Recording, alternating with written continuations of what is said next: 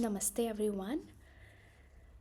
I'm Aparna, and today in this new year, I've decided that I would learn something that belongs to me, to my land, to my culture. Right, in this new year, I've decided that I will learn different things about English writing in India, and I would try to give away to you whatever I learn, whatever I study. Right. So, welcome to the Pages of India, my new channel. Please do like and subscribe if you like the video. Please watch the video fully, thoroughly, and do comment whatever you feel like. Okay, so the topic for today is English in India, its historical significance, its social significance, and how linguistically it impacted our country. Okay, so we will begin with the short introduction. English, we all know that English arrived in India, of course, with Britishers, with British colonial rule, it came to us, and then it became part of us. Even today, we can see that everywhere it is reflected that English is not different from us. It has now become so accustomed to us that we feel that it is also our part, right? Yeah. So initially, what happened? It was just the part of master's language, we can say that, or British people didn't want that it should come to Indian, right? So it was nowhere the part of education system of India, but people like Charles Grant wanted that this education system should change and English should be the medium of the education, and English should come to all the primary, secondary, and higher education, right? So what happened? His ulterior motives were not understood at that time, but yeah, now we can uncover that by relating that he was an evangelical personality and he come from that typical Christian community. And what he wanted was, through the missionary school, he wanted that everybody, like the locals, were targeted and they should be converted, and through that conversion there will be an English education. So they wanted to give away something and wanted to take a lot, because in India the soft power lies in our religion, because we all embrace our religion very very much. So they thought if we change the religion, half the war is won for them. But people were quite not okay with that changing of religion. So Warren Hastings was quite a clever man. What he did, he stopped this proposal to pass on. He told Charles Grant that I would not allow. At that time, he was the Governor General of Bengal, and he didn't allow this proposal to move further. And he told Charles Grant that whenever the time was right, will be right, then we will move forward with this idea.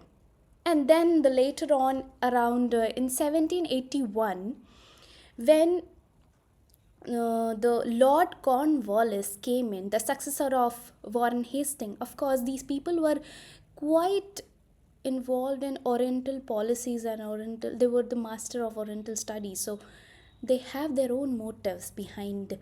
Even if they wanted that English should be there in the or the part of the education system of India, they have their own, will and motives behind it, right? So, what happened in 1781? Warren Hastings also he established madrasa in Calcutta. So, they followed this strategy, you know, slowly and steadily. So, like they established first madrasa, then they tried to form a classroom education system, and then comes in the English, right? So Lord Cornwallis was the one who said, you know, you please declare this as a goal that everything in India should be as English as possible, because nothing is correlated to England. We never wanted that we should be correlated to England, anyways, but still. So that pinch, that aggression was still there. That how these people used to differentiate us, right? And then they also wanted that we all Indians should be like them. Why? Because of course their purpose were more fulfilling, that we they get the conversation, right? We all become Christians, and when we become Christian we have to follow them, and of course their rule, their will. So it would be easy for them to rule, right? So this was the motive. Then after long, like in around early 18th century or 1800, there comes in different colleges, and the most important part of in 18th century was 1817, wherein Raja Ram Mohan Roy, we all know he was a great reformist, he was a great policy maker. He contributed in politics, he contributed in journalism, he contributed in many writings. He abolished sati system, and there are so many reformation he did for the good of India. Yeah. So this way, in 1813, there was Charter Act, which actually helped us to promote English education in India. Right. Then with this, there were establishment of universities as well. Calcutta, Bombay, Madras. Something great happened after English came into our country and in the education system. What happened is, there were so many great writers, there were so many great personalities like Jawaharlal Nehru, we all know, you know, like Raja Ram Mohan Roy, of course, the Dada Bhai Naroji, and all these people. They actually, evolved with this education system, and they established themselves in order to make the mobilization in politics, in order to make such a big differences in Indian system, right? So actually English came for our own good, right? So and this most beautiful part of this language was, because India anyways was a diversified culture. Even today, of course, we have different languages, we have different dialects, and due to this differentiations, we are still united, because English actually helped us to be united. Because anyways, you see, if in north Hindi speakers are more, or in south there are different languages which are spoken, but I can understand them and they can understand me with the common language, and that is English, right? So English actually became a catalyst for our nationalism. Yeah, it united the diversification. Yeah. And then we have class and privileges also. English even today became a symbol of privilege and mobility. I feel a bit pity also sometimes that there are people who are not able to speak English properly. We kind of mock at them. This is bad, I think so. Why? Because you see, if someone is not able to speak his native language, that is fine. I would be, admiring person who will be will be mocking at them. Why? Because you see, you need to know your thing. You need to understand your language, your bhasha.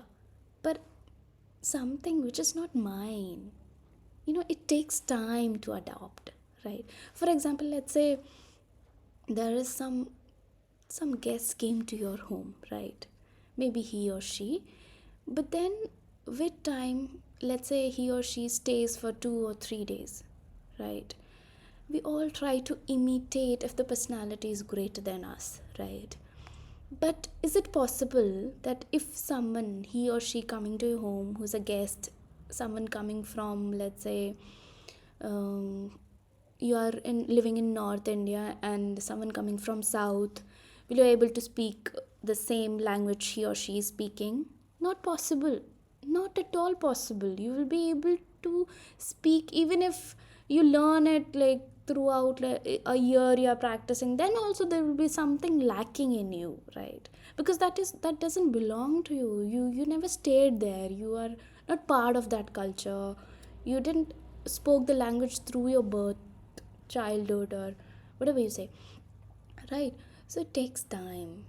So please understand this thing, that if someone doesn't is not able to speak properly or speaks incorrect grammar, it's okay. Just teach them if you want to. Okay? Yeah.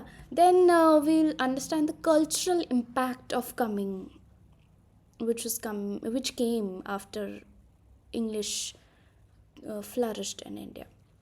So there were cultural shift, like art shifted, theater shifted, literature changed. So people started writing in India. So there were three canonical texts we all know. Mulkraj Anand's Untouchable, right? R.K. Narayan, who was the pioneer of Indian writing in English, he actually differentiated India, and he picturized India before independence and after independence, during the colonialism and after the colonialism. So he was able to survive before independence and after independence. So he knew how India was before independence and after independence. So he featured those elements in his text. We should all read him for sure. And the guide is the most important one. Please do read it. Then comes the Raja Rao. He's also one of the greatest writer, and his writing is Kantapura. Please go check it out and read. Yeah, through these shifts, changes, there were some challenges also. When we learn something, we actually sideline something, right? Because we are prioritizing what we are learning, right? So example, if we were into English, we were sidelining our own language, which is bad, which is really annoying at that time. And even today I feel so. Don't you think? So, if you feel so that if you're sidelining your languages, please do not, and do write comment to us that how we can improve that. Okay? Yeah. Then we have linguistic adaptation, how we adapted this language. So, see, there were so many benefits of adapting it. So, we were influenced by great vocabulary of English, but also because we were greater than British people, so we added few vocabularies, and even today we are adding to the Oxford Indian English Dictionary, right? And if you need to know more vocabulary, you can just check out this great man who clicks videos who on YouTube, that is English Nut. You can check it out, and there's so great interviews with Sashi Tharoor. So you'll be able to learn different elements about how Indian English emerged and what are the vocabularies Indian English is using to tell that we are different. Our English is different, right? So it's no more a colonial English, yeah.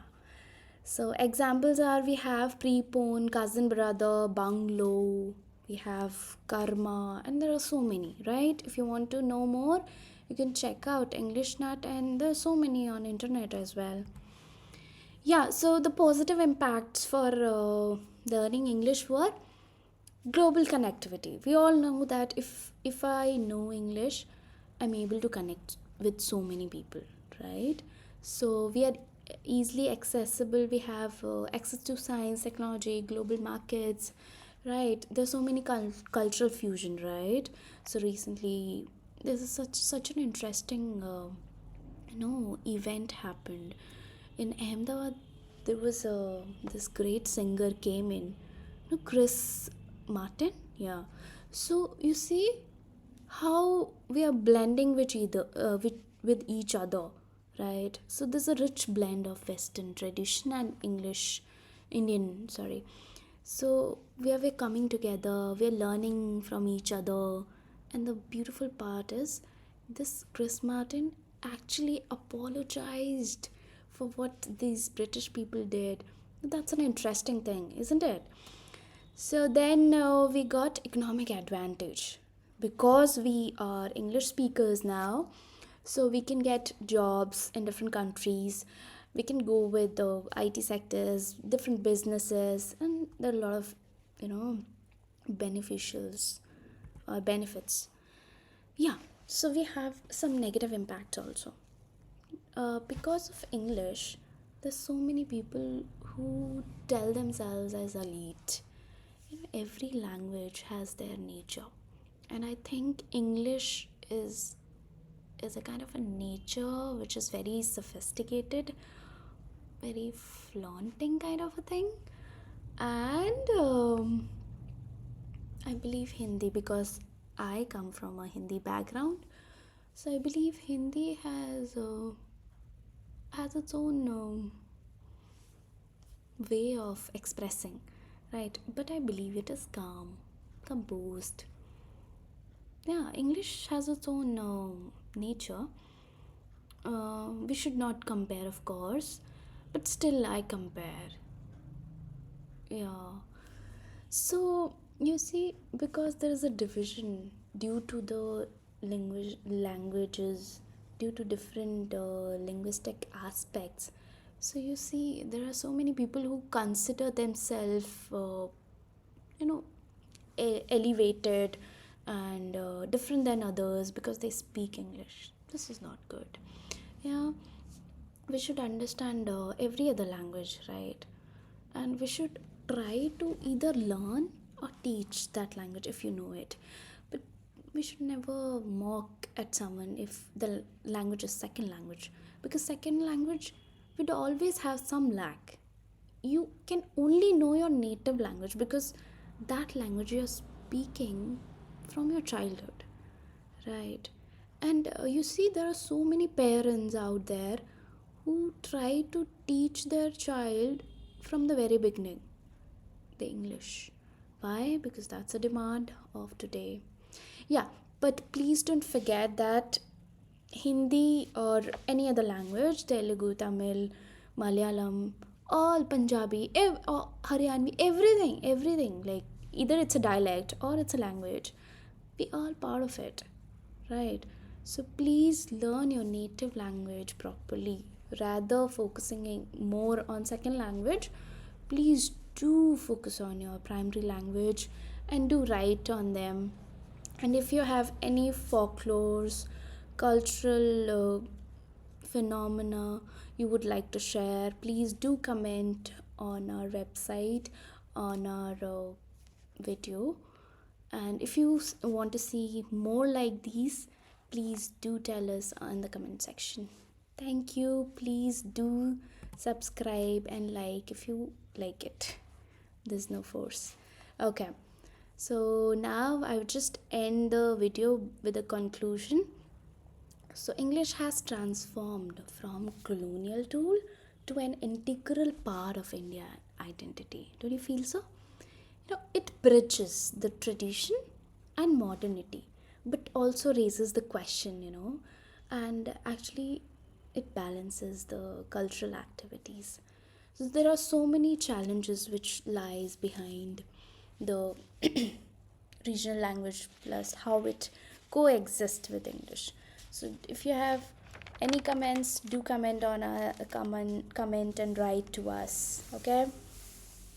So the major objective of this video is I want to amplify something unique, and I want to voice for uh, for those revolutionaries who had gone long back and how they would have felt if they see this India, right?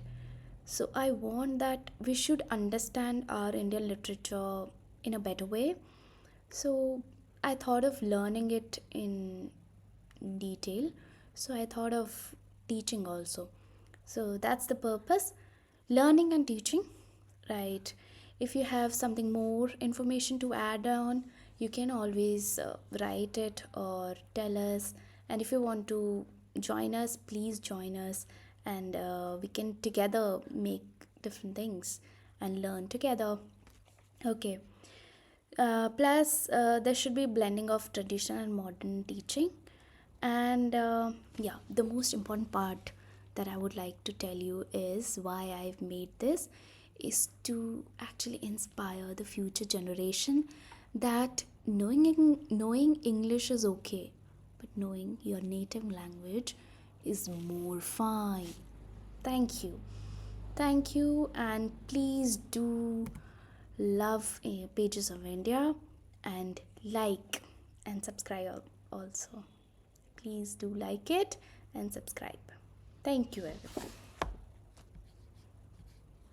That's all for today.